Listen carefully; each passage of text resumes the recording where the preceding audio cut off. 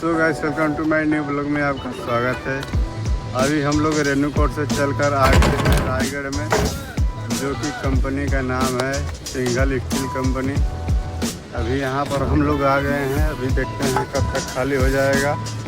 इसमें लदा है कोयला, जो कि यहाँ पर खाली होने के बाद हम लोग अभी खाना वाना बना के यहाँ से निकलेंगे।